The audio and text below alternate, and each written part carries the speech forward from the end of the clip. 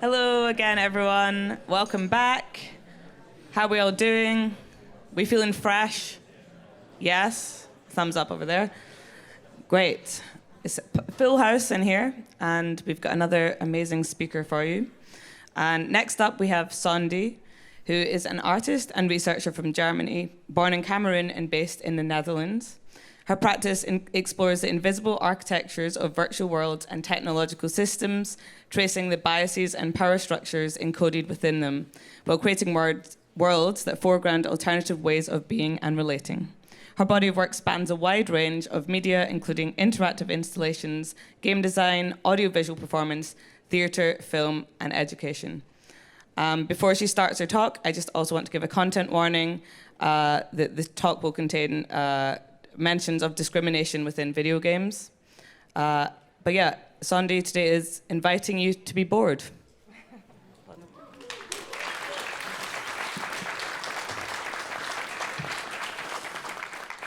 Thank you. Thank you for joining me. I had prepared a presentation, but now it has all been said already about my practice. So my talk is called Invitation to be Bored. And I think before I still wanted to give just maybe some visual context of what I'm doing in my own practice, because I actually don't call myself a game designer. I am an artist and researcher.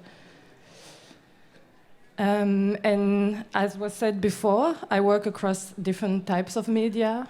I do interactive installations. I also do ceramics. So this is my work, Home 404. I work in film. They are mainly made also within digital spaces, and I use gaming engine to create my films. I also do audiovisual performances. I also work in theater at times. And I have made 1.5 games. So I also work in education, and I teach at the Design Academy in Eindhoven and also at the Rietveld Academy in Amsterdam. And so when I was thinking about what I wanted to talk, the idea of calling it Talk About Being Bored came from, not so long ago, I was invited to present one of my video games at a kids festival, Stormopcons in Belgium. And it was quite confronting, because usually my video games are mainly presented in exhibition spaces, in museums, and here was the first time that I really had to be confronted by a very different type of audience to interact with the game. And the game is quite slow, so I wasn't sure how very young kids would be able to engage with it. And at some point, there's a kid who looked me straight in the eye, and he just said, "Your game is so boring." And I really thought that he was just gonna stop playing and he was gonna leave, but actually he stayed for quite long. And I think his curiosity was stronger than his boredom. And I felt like this tension was quite interesting, and I felt like there was something in there. So I started thinking about, well, first I was hurt because nobody wants their work to be called boring. But then I sat with this word for a little longer, and I thought, well, I actually always thought of myself as kind of like a boring gamer. I grew up playing The Sims, and I never actually called myself a gamer. Even though I was obsessed with The Sims, I played it for hours on end. I always illegally downloaded them because I never had the money to pay for them. There was this kind of discourse in the gaming community that if you were a simmer, you were not really a gamer. That didn't really count as being a gamer. And I think if you trace that back enough, it probably has some root in some misogyny. But that was not really what the talk is about. And so, believe it or not, I actually didn't set out to make a game that was boring. The research really came from my own work and this archive that I'm building on Black representation in video games. I became really interested in how Blackness is performed in video game, and I use the word perform very intentionally.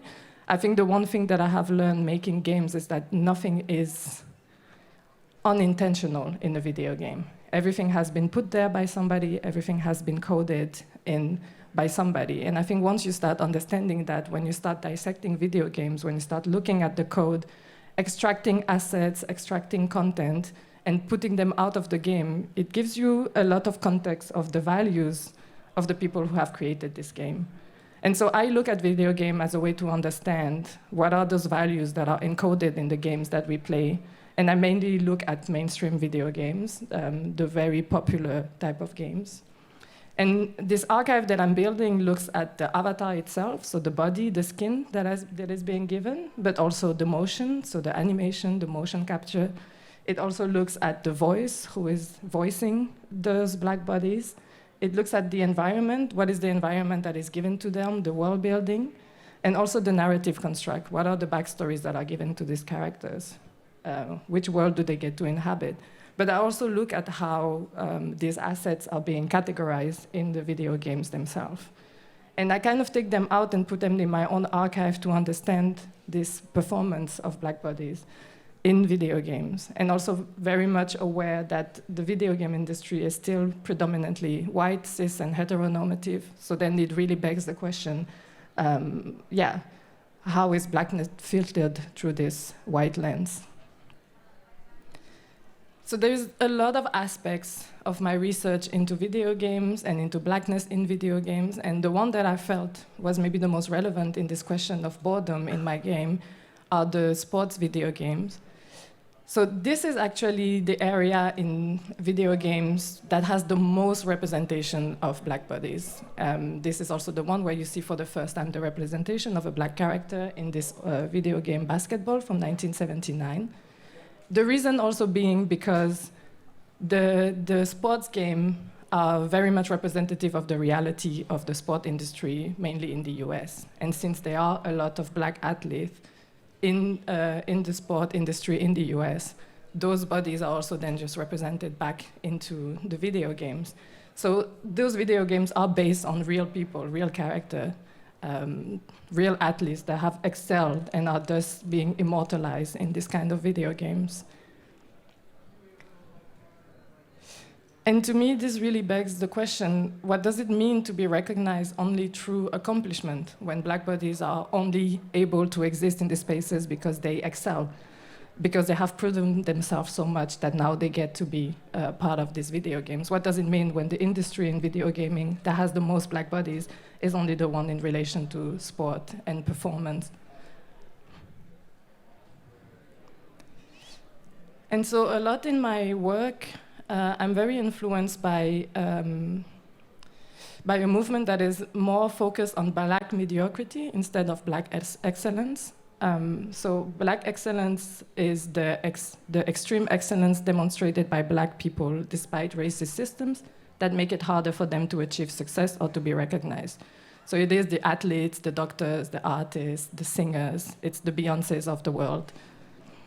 And so while I think it's extremely important to celebrate black success, in a lot of ways it can also become quite limiting.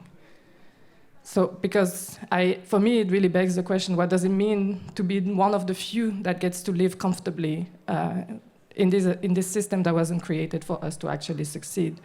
What about those of us who do fail, those without a talent, or those who are not willing to exhaust their bodies for the fuel of capitalism? Do we still have a right to exist and have a comfortable life, even if we are mediocre? Can we simply be and exist and enjoy a mundane life?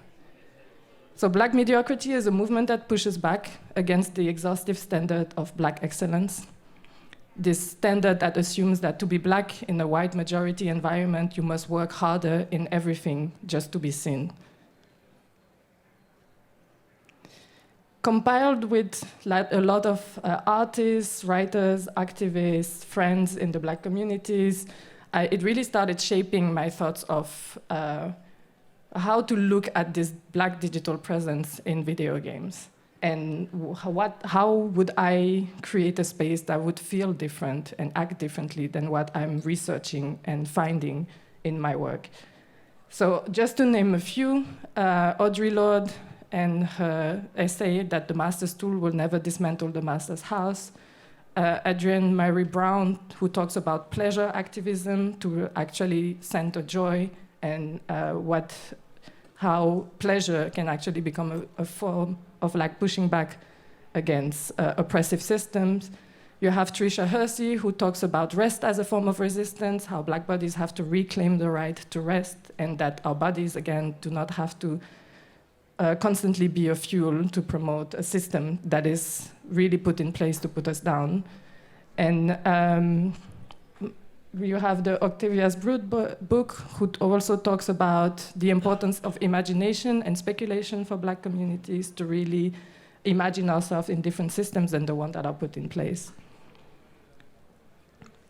And so when I started working on my game, I had all these thoughts in my head, all this research, all these things that I knew I didn't want to do, and now I had to figure out, okay, what is it that I actually want to do, and what would it mean to make a game that would work differently, that would have different values at its center, and that would function differently than the games that I grew up playing.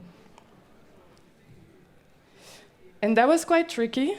There was a lot of notes and back and forth with the people that I work with in thinking about how to create this game.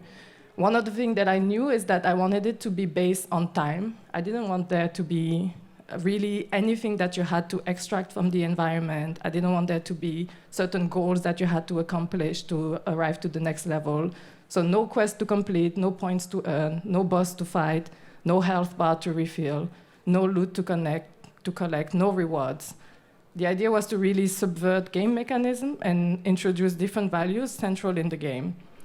So time is at the center of this game.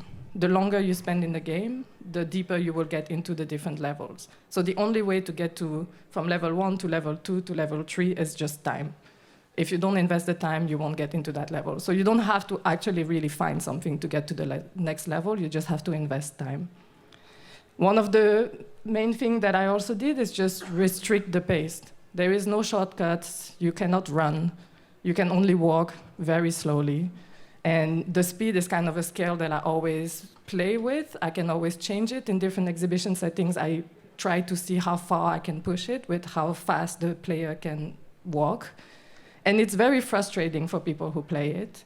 And I kind of like that it's very frustrating. I had a friend calling me once who said, I think your game is broken. The character walks really slowly. And I was like, that is the point. So the questions in my head was like, how can I invite slowness in more than also just the walking speed? How can the environment invite slowness? How can the environment attune to a different type of temporality? What other features could I put in place to invite slowness, boredom, and rest? And there really came this word again, boredom. And in these playtesting sessions that I had, I started realizing that boredom actually became an important portal for daydreaming and imagining. So it was only through people actually getting bored that it lets your mind wander and you start daydreaming. And I actually started seeing boredom as a very essential tool to get to that space where we get to imagine worlds otherwise. And so I created this game, Bombo, where you play as a young Black girl who wakes up in an imaginary dream space. Here you have to learn to navigate the environment as you slowly uncover the lore behind the game. There is no dialogue, there is no text, there is no context, really. The game is an embodied process. It only works through sound and through walking. The pace is very slow, and all you have to do is find different places where you can take a nap.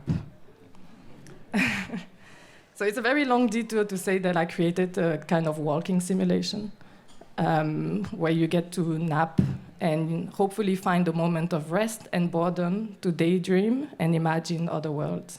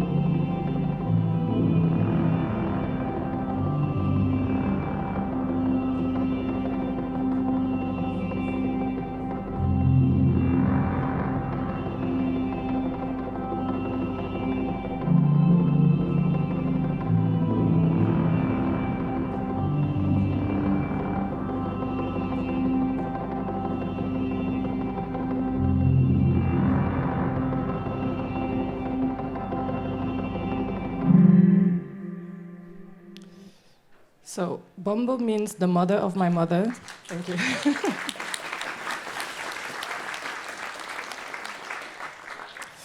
And well, it's available to download for free, so feel free to do it. Thank you.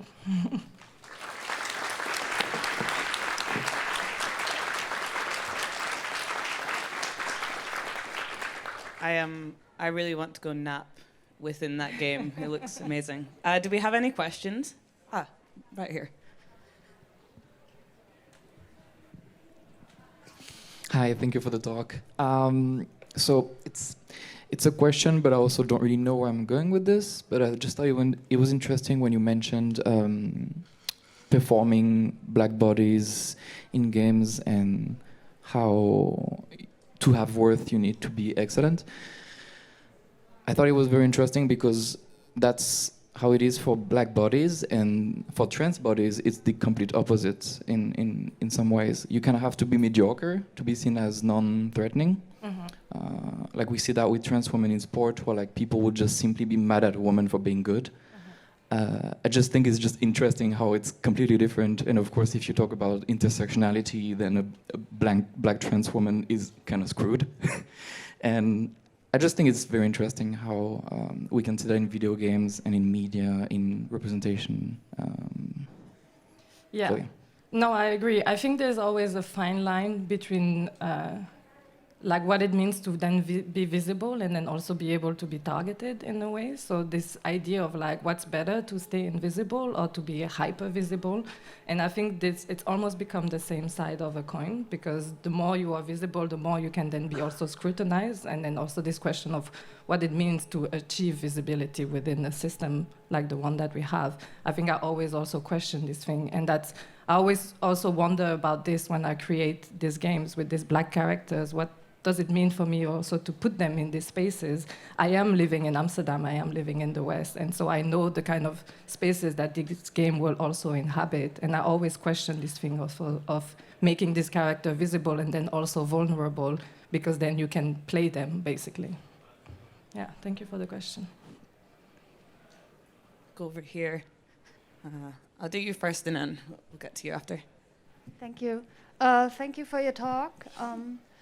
I was wondering, you talked about how everything that gets put in a game is very intentional because someone put it there. And I'm wondering, with the dreamscape you've created and the way you approach blackness in video games, how did you choose the color schemes for your game? So both like for the dreamscape, but also for the player character. What was your thought behind that?